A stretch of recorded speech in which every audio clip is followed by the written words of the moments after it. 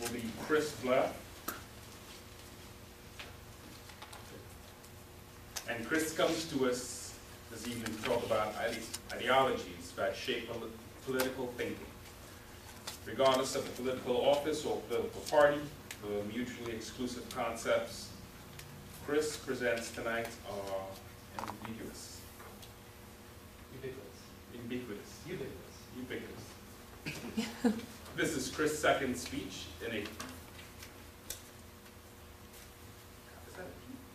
competent communicator manual. His speech is titled, Vote Wisely, It Matters.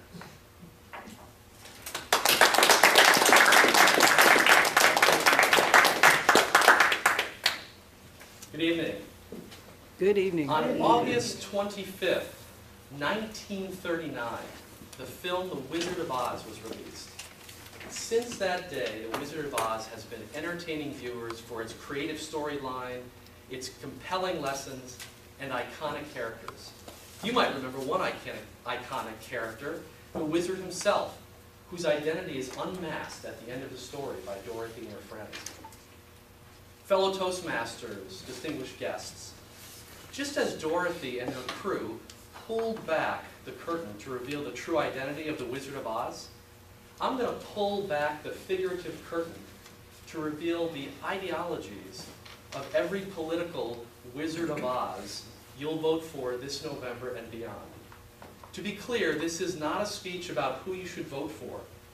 Instead, it's a discussion about the kind of ideologies or principles that impact thought and have a consequence on the way that political leaders will make decisions and govern. More importantly, I'll talk about how these two mutually exclusive ideologies have an impact on all of us in today and in the future. The first ideology is called individualism. The second is collectivism. Let's start with individualism. As the name suggests, individualism focuses on the individual. And it says, it's a social outlook that says the moral worth of the individual is greater than that of a group or society. It further defines it as the needs of the individual, the needs of every person, are more important than a broad group of people. So that's individualism. On the other end of the spectrum is this idea of collectivism. And collectivism is the idea that the group, the rights of the group, are more important than any individual in it. Stated a little bit differently, it'll say that the beliefs of the group, the goals of the group, the role of the group, the rights of the group are supreme among any individual. At this point, you might be thinking, so what? Who cares? Why is this important? This is important because when we understand these two ideologies and how they factor into the political scene, we understand the consequences of them. To give you an example of what collectivist thinking sounds like, I'll give you two quotes. One is from an individual running for President of the United States currently.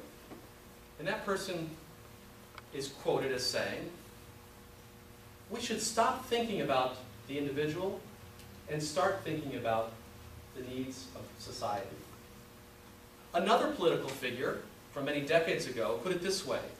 He said, society's needs are more important than an individual's needs.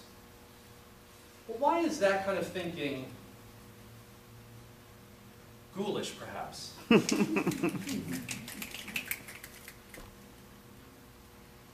Think about this for a moment.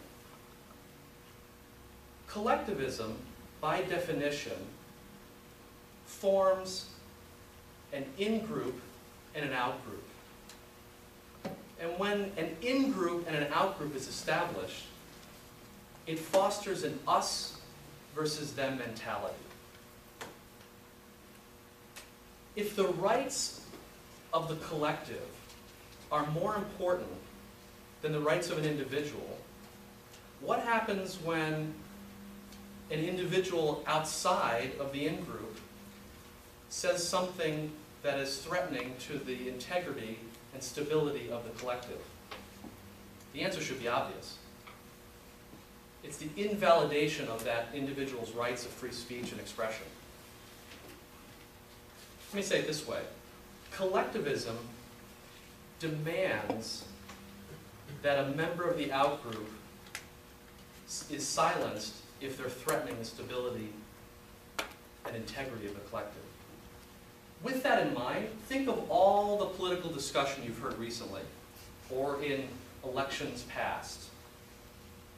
There's always this dialogue, there's always these needs of the group that are put forward, and that's not a bad thing per se, but when someone is coming against and speaking out differently, that person's character, reputation is undermined. But there's another reason why there's a consequence to collectivism. Every single person in this room,